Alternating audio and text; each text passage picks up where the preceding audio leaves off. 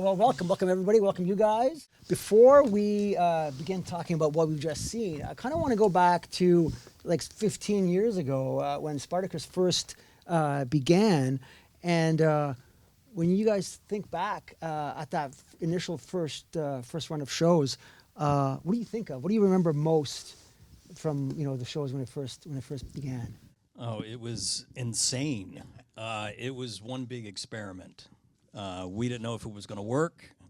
We were just throwing everything at it. And, one of the main things I remember is Andy Whitfield just came out of nowhere and just owned that role. And we also hated him because he's a really good-looking guy. And he was very good at his job, so there was a constant hate right off the bat, so there's that, so that's what I remember. I remember Manu Crixus, the guy who played Crixus. Manu Bennett. Manu Bennett. I remember at that time I was living with Manu. I lived with him for 1 week only. Why is that, Nick? Yeah, I wonder why. And I remember Manu coming back, and he was sitting with me, and he just came back from rehearsal, and he was just like, "Mate, did you notice that Andy is really good looking?" And I'm living with this guy, so I'm like, yes, and so that was that's what I think of the first season. Yeah. It was a very hot show. I mean, it gained a very strong following. So now we're 15 years later. I guess the big question is, why bring the show back? I think it was off the air for too long. That's right. Why not? Why not bring it back? Why not bring it back? Look, we looked at the television landscape, and there was still nothing like it on TV. So it just felt like the right time to bring it back. But you also bring it back in a unique way because Spartacus is dead, and when you were thinking about that, like to bring it back, like how did you come up with even why to bring this guy because he's dead? So how that seems to be an issue for a lot of people. This guy's dead. You know how many times I've seen it? Like, oh wait, how is Ashur back? I'm like, yes, we're doing a what if. But how is he back? Okay, we're doing a what if. But how is he back, though? I'm like, I don't know. He's not back. All right, you happy? Let's move on. Right, but you could have brought any other character back, but you brought this guy back. Yeah, well, I loved writing for Nick in the original show. And the character is so interesting to me. Because, Ashur is a guy, if you watch Gods of the Arena, the prequel, he comes in enthusiastic. He wants to be part of the Brotherhood, and then they just shit on him constantly, and it turned him bitter and mean. And I love the idea of what if he had a second chance? Would he be a better person? Would his heart open up? Would he find love? And that was just such a fertile ground to explore. And I also love the idea of uncoupling from history, so you don't know what's going to happen next. Yeah, you used the word uncouple several times in the first two episodes, which is a great way to get your mind in there. Yeah, and one of the first things that Ashur does is he introduces the gladiatrix, the female gladiator, which we always wanted to do in the original show, but historically it happened about 80 years later, so we wanted to stick closer to history. But this time around, that's the first historical domino that he knocks over. He changes that by being desperate and needing a gimmick. So you're saying that the first female gladiatrix was 80 years after the Spartacus era? Yes. So how much research or historically bound are you in this new season? Because you can do, because it's an alternate history, you can play whatever. Yeah, well, we start out historically accurate with what's going on. Particularly with Crassus and Pompey having their armies outside the gates of Rome. That actually happened. There was a threat of civil war.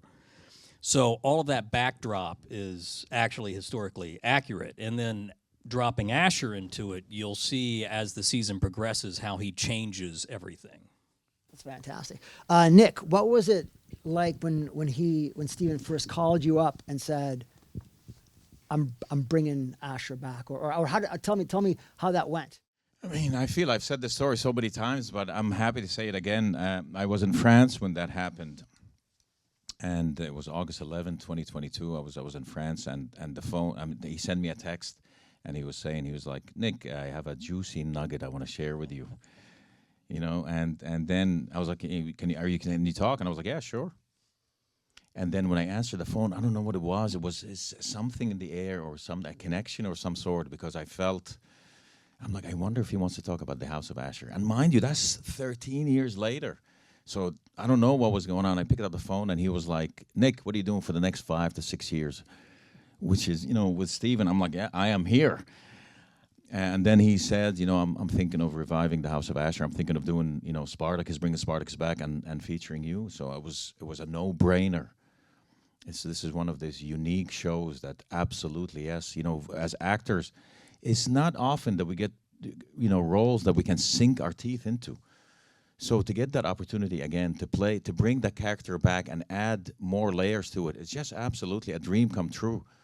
And especially in the new season, you'll see new layers for Ashur, which I absolutely love, and I was very happy to bring to life.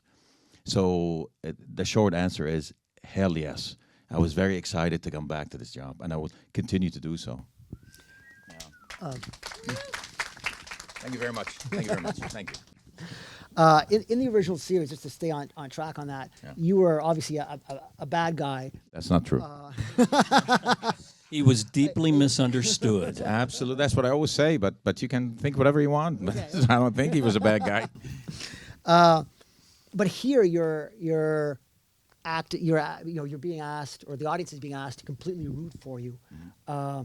And as an actor, does that change how you approach a character? Going from that's a big shift. No, I do not think about these things. That's not my job to do this. My job is to tell a story, and I will always honor this. My job, Stephen has written something absolutely brilliant, and my job as an actor is to tell a story. And I always say this: once the actor makes a story about himself or herself, you already failed. So how the people perceive Ashur, that's none of my business. I don't get involved in this. What I get involved is do the job, and I do it and I honor it. And then the rest is up to them. If you like something, or if you hate something, or if you don't want, that's great. But the one thing that I absolutely love about Ashur really provokes emotions in people. I love it. I love it when people come to me and say, I hated you in this show. I absolutely love that. You know why? Because that means I connected with you. Hate, love. The worst thing that I could be in a show is for you to say, oh, he was all right. Oh, that's the worst. To me, that's the worst. I would rather either love me or hate me. And I actually hate me a little bit more. I don't know why. Could be Steven's fault. He did this. So for me, how the people perceive me, that does not come here. I do my job, and some people might like it, some people might not. That's very subjective. So yeah, I don't think about this stuff. Yeah. Steven, so this show is just as violent and sexy as before, maybe even more so. Are there boundaries for you when you're making this? Like, You're new to Spartacus? I'm not. I just want to know, like, what? I mean, We haven't found one yet. Yes. As you could see by the end of episode 2, we have not found that boundary yet. are there lines that you won't cross? I can't think of any. I hope you don't. No. No. No. We love being No. bold. Yeah, and this time in ancient Rome was a brutal time and hypersexual. So we're just able to explore that, and I'm very thankful to Lionsgate and Starz that I have not gotten a note that said, "Whoa, can you pull it back?" Like what happened to Spartacus at the end of episode 2, I was sure we were going to get a note about that. Nothing. So, yeah, no, there hasn't been a line yet. But also to add to this, a lot of people think that this is really rough. But in real life, the Roman history was even rougher than this. So we're not even close to that. So anything that you think it was really rough, it was actually rougher back then. So I hope we don't hold back. Yeah. But it's again, there's nothing like this on TV, so you never know how people might react. And next thing you know, there's like some parents' advisory is out for blood. Sure. I welcome the Parents Advisory Out for Blood. I mean, let's call it what it is. The show is not for everyone. That's for sure. No, I mean the motto of Stars is we're all adults here. Absolutely. So you know, I can't control if some 14-year-old sneaks downstairs and watches it or watches it on their phone. But this is obviously made for an adult audience. So one thing I love about the show is all the nudity. Aha! You're alone in this one because no one else like this. Not anyone. The second thing I love about this show, though, is the dialogue. I love the diction and I love how people are speaking in this. It's both kind of elevated but also crude at the same time. Yeah, that's me in a nutshell. So how historically accurate is this dialogue? It is 100% not accurate. It is a complete construction like Deadwood. I always say it's Shakespeare meets Conan the Barbarian. Two of my favorite things. Thank you very much. Whoever clapped, thank you very much. And Yes. and really, what we wanted to do is convey a sense of antiquity, not historical accuracy with Latin translation. And so, you know, you can see some of the things we do. We say apologies instead of I'm sorry. We say gratitude instead of thank you. We drop out a lot of thes and ands and a's. But it's kind of by feel. We just wanted to have that sense of transporting you to another time. Nick, how hard is it to speak the lines? Oh, super easy. I speak like this all the time. I'm pretending right now.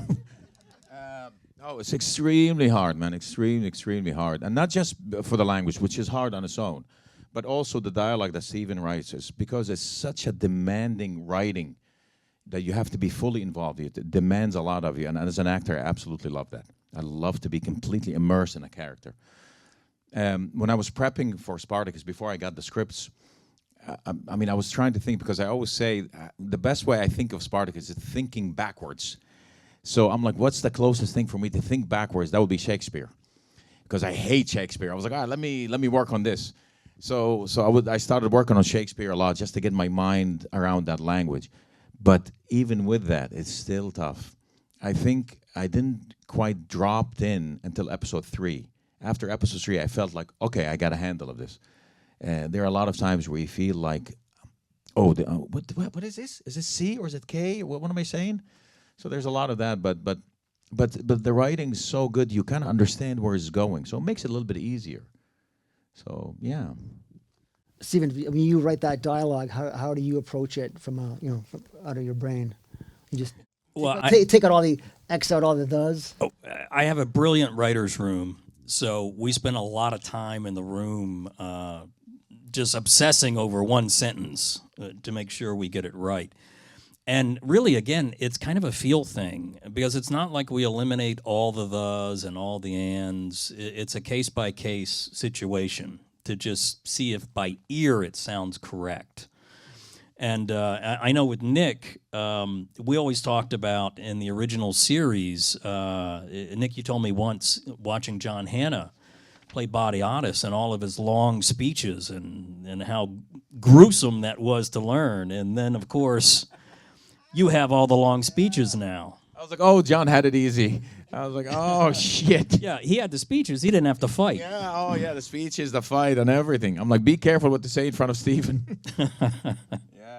But they're just delicious. Once you get around that initial fear of like, oh, this is massive. But once you get around and you get into it, it's, something clicks. And again, I'm a big fan of Stephen's writing, so he makes my job very easy. So oftentimes I don't have to act much. I just have to say the words, and they evoke emotions, and I'm right there. But the volume is tough. Like when I read the first episode, I'm in every scene except maybe one. I'm like, holy shit. But, I made it. And you have some great speeches, too. Lovely speeches, absolutely lovely speeches. Again, I can't complain. Even as tough as it is, I cannot complain because it's so good. I've worked on many shows, that you're there and you work, and I'm like, oh, geez, I don't know what I'm saying. I don't know how to make sense of this. You don't like the people you work with. You don't like the writing. this is just a blessing. Yeah.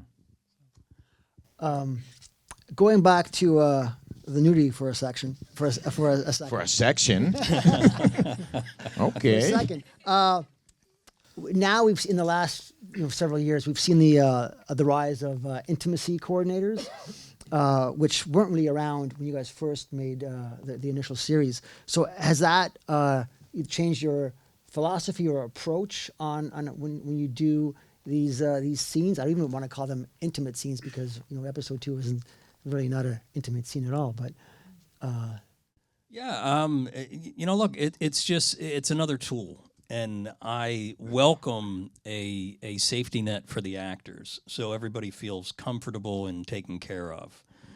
Because it is, being nude on camera is not easy, especially on this show. That can get fairly graphic.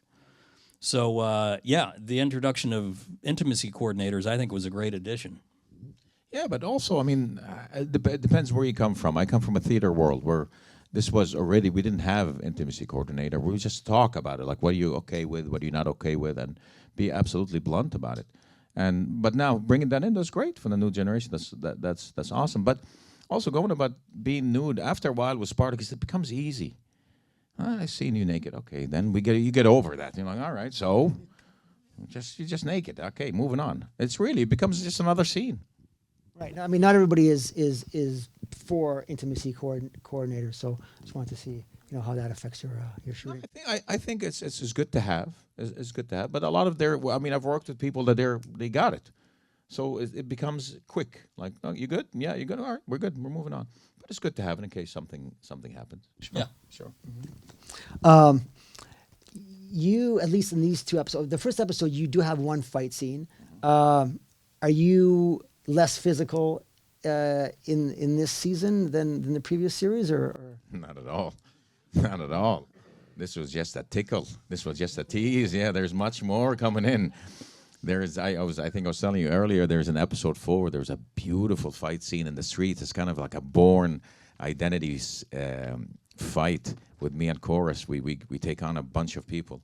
Really, really nice. And what happens afterward is just absolutely delicious. I love it.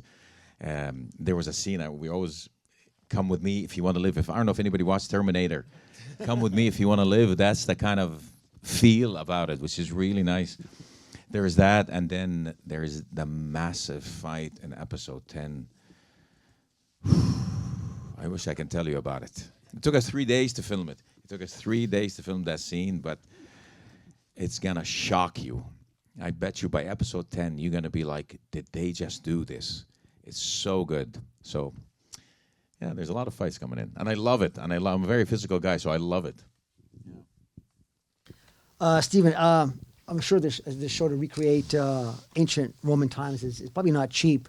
Are you using green screen? Are you using the volume? Or have you even considered using AI? Yeah, we use predominantly green screen. We shoot it almost exactly like we did the original, which was largely green screen. The only real addition we have is we have, I guess you would call it our lower tech volume screen, which is just I want to say it's 2K panels, and it's a smaller one that we can move around, and that was purely because if you look at the original series, whenever Borys was in his office, we had the doors closed to the balcony because otherwise it was a green screen shot every time you saw it. Now we have this digital screen that we can put clouds and the moon so we can have those doors open. But doing it beyond that, it felt like overkill for us. It was so nice, though. It was so nice to have those doors The first open. time I looked out the balcony, I'm like, oh, there's a sunset. Oh, that's nice. I was really looking at it. It was really nice. Yeah, we couldn't afford to open the doors in the original. No, there was a lot of things we couldn't afford in the first season. It was a little tight. We weren't filming in sound studios. We were filming in sheds.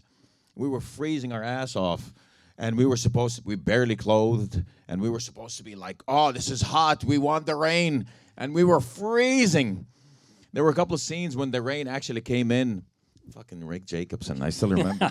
Rick Jacobson is our executive producer, brilliant man. He directed the first 2 episodes. So we were doing a scene in the original, and you know, it was just rained, and there's a big orgy scene that's happening, and Rick decided to throw cold water at me while I'm in the middle of the scene. He just started throwing cold water at me. He's like, "No, I just wanted to get into it." I'm like, "What the fuck, man? I'm freezing already." So yeah. Yeah. good to have Thankfully, that. this time around, they actually New Zealand built a big Yes. studio. So we're in Yes. an actual Yes. studio with heat. Stephen, so this show has a very large cast.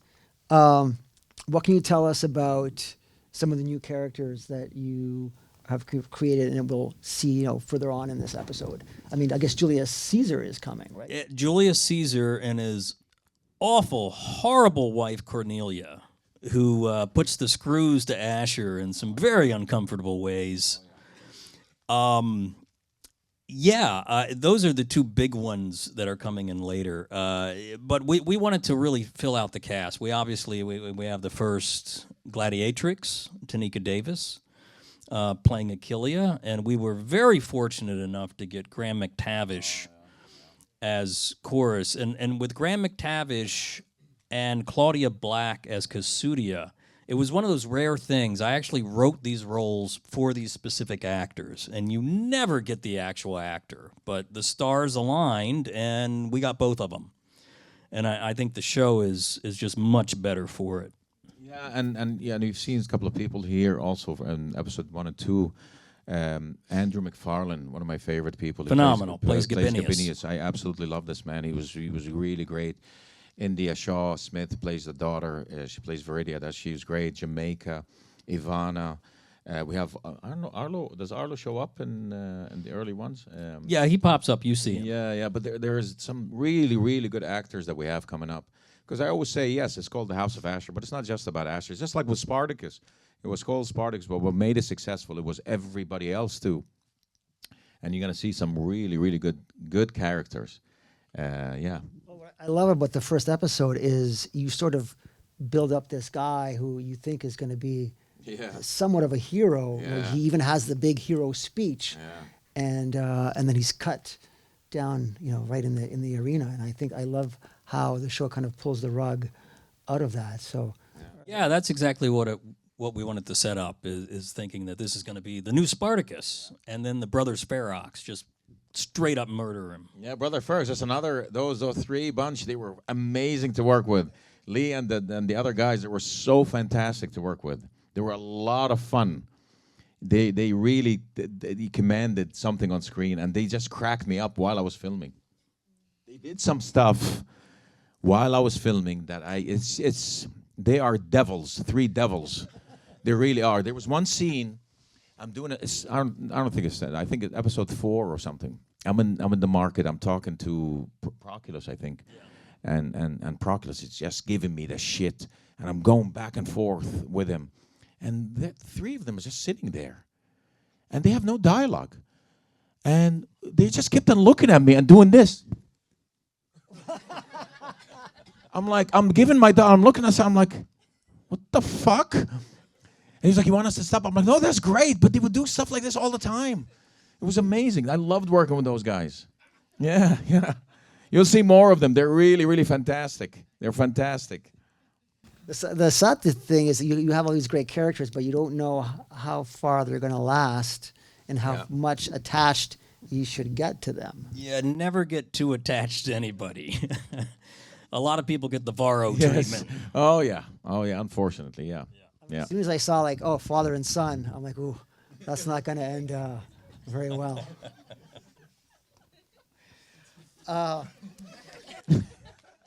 No comment. Very quiet all of a sudden.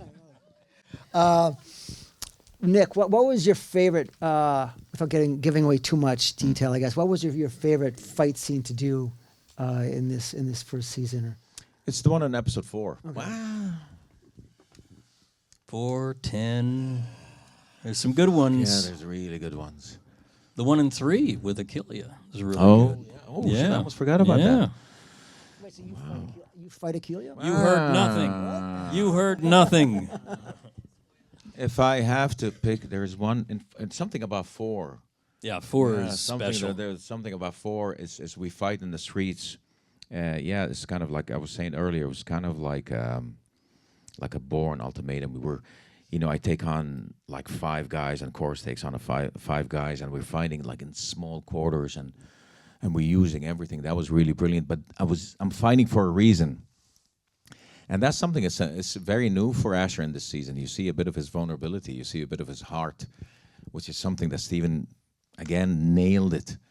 And the fight happens because of that reason. It happens because of something that Ashur is feeling, which is he's not really used to feeling so much. He's a very brainsy guy, so the fight happens because of that, and it's quite amazing. And it's vicious, and the way it ends. I wish I can tell you what it is. I know I'm teasing, but it's so good. It's so good. And Maya, our director, she was our first female director in the world of Spartacus, and she was so good. And the way she nailed it with the lights and all that was so good, so good. I can't wait for you guys to see it. That was really brilliant. Well, Nick, you said that Stephen, one of the first things that he told you was the very last line of the last episode that you say. So, Stephen, do you know, is that how you write? Do you write with an ending in mind and then work backwards? Well, I tend to make a lot of notes, but before we start each season, I always know the beginning, middle, and end, because that way we can fill it out and it doesn't seem awkward or weird in some episodes. So for season 1, yeah, when I talked to Nick initially, I pitched him that last line of the first season. Couldn't sleep for 2 years. It was amazing. That line is so good, and it makes sense because of what happens. Yeah, it's so good. I cannot wait for you guys to see it. It's really, really good. So the first season hasn't actually come out yet. It comes out on December 5th, I believe. Correct. How much more do you have planned out? I always plan series out from 5 to 7 years, 5 to 7 seasons. So we've got a lot of story. And a lot of places to take Ashur. Yeah. I mean, season 2 is already written. Yeah, we wrote season 2. It's ready to go. All right. Well, tell these guys to tune Yeah, in. And, as long as you guys tune in and watch, we have more. Yeah. Oh yeah. All right. Well, I want to thank you all for coming out here tonight and joining us.